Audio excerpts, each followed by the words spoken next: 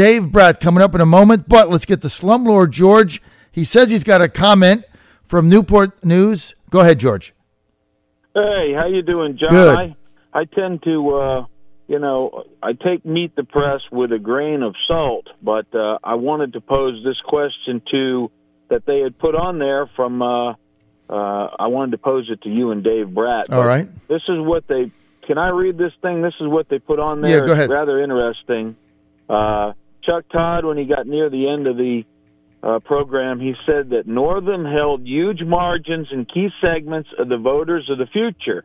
He won by 40 points among 18 to 29-year-olds, 29 points among college-educated voters, and 39 points in the crucial suburbs around Washington, D.C. And it's that suburban tsunami that really should concern the Republicans in Congress. That was the comment. I thought that was kind of interesting. John, what say you on that? Well, let's get Dave involved. George, thank you very much. Joining us now, Congressman, Republican from the 7th District of Virginia, Dave Brat. Dr. Brat, good to have you, sir. Hey, great to be on, John. Thank you. So George's question, it basically heard, what is your reaction to that? Yeah, he's right on the money. I mean, that's a core concern. A third of the kids these days are saying they're open to communism. Half are user-friendly with socialism. And my side of the aisle, it doesn't take this seriously. And so it's the same thing overall with the election. When you don't tell the young generation that they're $100 trillion in the hole and that Medicare and Social Security are done in 2034, they're insolvent, and when you don't tell them they're $20 trillion in debt and their generation is going to pay it off, and then when the leading issue out of the exit polls is health care, and we fail to pass a bill, and everybody's getting 40% price increases under Obamacare, which is Democrat, but we don't tell them that at the election. And then McAuliffe says Virginia's economy is roaring ahead, and that's the second issue in the exit poll coming out of last week. And then you don't tell the kids, no, that's not true. Look up the data.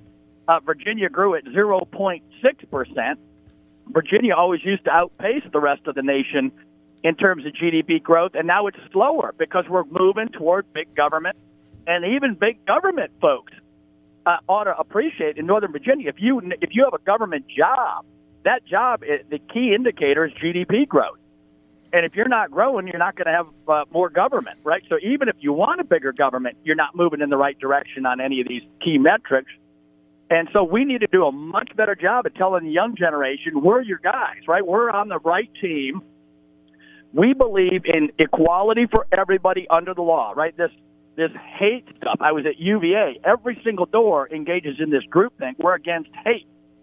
Well, so am I, right? And guess where love came out of? It came out of the Judeo-Christian tradition at 0 on the calendar, right, in the Judeo-Christian tradition. And so they're using, our own ethics against us, and it's just an absurd argument right now that there's any hate coming out of any quarters. I love every single person I meet. Every person on the planet's a child of God. But we had a civil discourse at the founding on these matters, right? We said we're not going to establish a church. The Christians didn't get to establish an Episcopal church or a Presbyterian church. We're going to have an open civil dialogue where you don't get to put your view forward as my way or the highway, right? We were going to have a no establishment but free expression. But now the left has really morphed. They're not into free expression. They're the ones that are shutting down free expression by yelling hate and shutting down university speech and running horrific negative ads. And so I don't engage in that kind of stuff. I always engage in positive stuff. And I think we got to appeal to the younger generation on that positive side and show them who really is loving their neighbor and using positive language and no negative rhetoric ever. So that's part of it. But it's a long solution. All right, Congressman, let's get to this. In your district, I looked at the numbers, and in 2 elections you've had, both 2014 and 16, you won by pretty significant margins in the 60% range twice. Now, in your district, Gillespie only carried it by 3.5 or just about 4. What does that mean for you? Well, it means we got to work better on the message I just said. Ed ran a good campaign on Virginia policy. He had a 20-point rational plan on good Virginia government. Unfortunately, the Democrats nationalized the election, and we did not. And so I guess I'm a little lucky. My position is at the federal national level, right? So that's my turf, and that's where we need to have a vigorous debate about the issues I just said.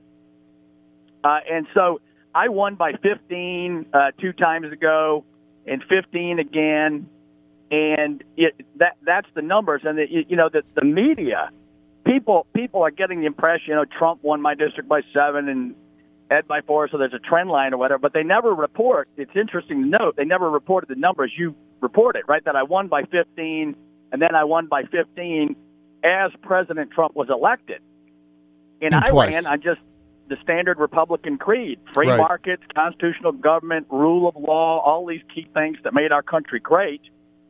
And that's what I'm running on again. I voted that way. I've never run a negative ad ever. And so I'm just going to challenge the young generation. Hey, if you want to keep growing and have true equal treatment under the law for all people, you first have to have the rule of law. And that's the case we got to make. The rule of law, no doubt about it. Dave, let's get to the president's tax reform package. Now the Republican House's tax package came out of the Ways and Means. Good job there. When is it going to get to the floor of the House? I think end of this week, probably Thursday, I'm guessing. And then it goes to the Senate. The Senate's got the same basic structure. There's some debate, right? There's a few big debates going on about delaying the corporate tax by a year on the Senate side. Why would you do that? Don't want any delay in any of this. Why would you do that? Why would you? I mean, the objective is to get the economy growing at 4.5% A cornerstone of that is making the corporate tax rate in the United States competitive, somewhat competitive with everybody else. Why would the Senate say, well, we're going to wait on that until after the midterms? That's crazy. Yeah, no, I know it is crazy, and it's all because we're bound by this $1.5 trillion deficit number, right? So we got to write it to that static score, which doesn't take account of economic growth at all. So the rules are stupid, and then they have the power to change those rules, and they don't do it. Same on health care, and that led us into a terrible position. But so why did they do it?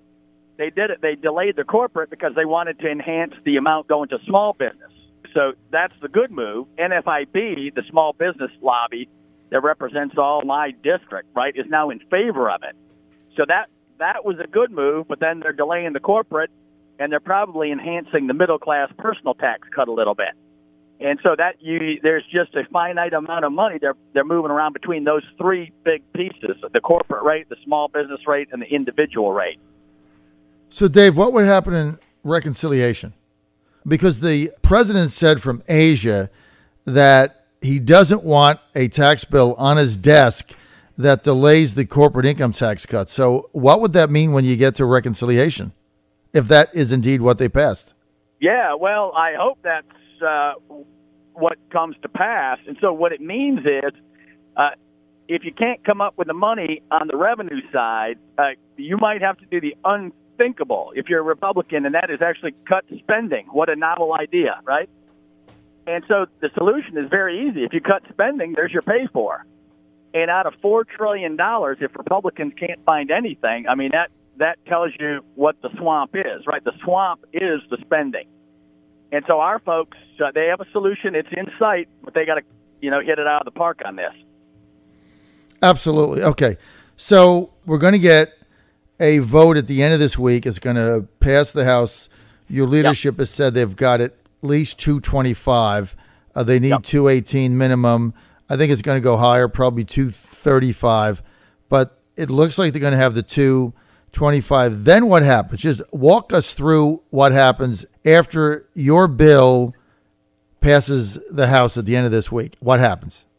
Yeah, then all the Senate money folks will get together, and they'll cobble together their bill in reaction to ours and make it concrete, taking into account, hopefully, political reality as well, and what the president said. And so then they'll present their bill probably a week after Thanksgiving, after we get back from Thanksgiving break. And then we go to conference, and that'll take, a week, hopefully. But hopefully they sort this out ahead of time, right? I mean, everybody knows we got a clock. And in the ideal case is we get the tax bill passed into law with the president's signature before Christmas. And, boy, would that be a great Christmas present. And, by the way, on the election, right, I mean, can you imagine the difference in that Virginia election if the Republicans would have had their ducks in a row and came in and repealed Obamacare and cut taxes and got rid of regulations and strong foreign policy? It would have been a different story. Oh, my word. Right. What a difference. I mean, that's what really you have to look at. And I do agree with you in that I think Virginia is an anomaly. First of all, it's a blue state now. Forget it. Yeah. I mean, you're not going to get – I don't think, Dave, you're going to see – a Republican win statewide office in Virginia for a very long time. You look at these numbers in Northern Virginia, you look at Fairfax by itself. I mean, Ralph Northam carried Fairfax by 139,000. When I was the chairman of the Trump campaign in 2016, we lost Fairfax by 143. I mean, you can't make it up. It's a huge number to lose one city by. 150,000 votes is really getting tougher. Let's get to the tax cut itself. The Democrats saying this is a tax cut for the rich. It does nothing for the middle class. Look, this is a complete lie. I mean, I have been to the White House. I met with the economic director. We had a small briefing. We asked a ton of questions. I don't know. How are the Democrats saying it's not a tax cut for the middle class? If you're a family of four making $60,000, you're going to save $1,200. If you're an average family of four making $100,000, you're going to save almost $3,000. What are they talking about? Well, they're just doing politics, and it's no big surprise. And so, I mean, what they're saying is the gains to corporations and small business are all, they're applying that to the rich category. And they forget that corporations don't pay any taxes, right? They're not people. They collect taxes. They don't pay any taxes. They move that on to you in the form of higher prices or et cetera, right? And so 2/3, right, this is widely established in the economic literature, and the Democrats know it, but the Republicans don't bring up the evidence, and that's our messaging weakness.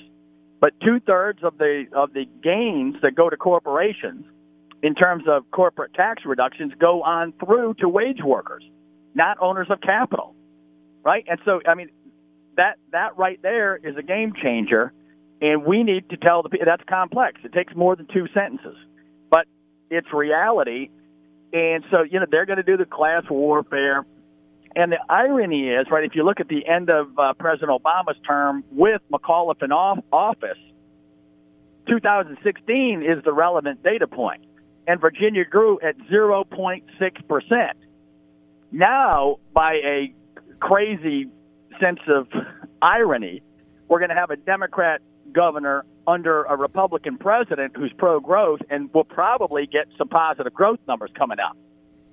Right? And so it's very important we tell the tale properly. All you got to do is follow the data. Under Obama with McAuliffe, the economy in Virginia grew at 0.6% in 2016.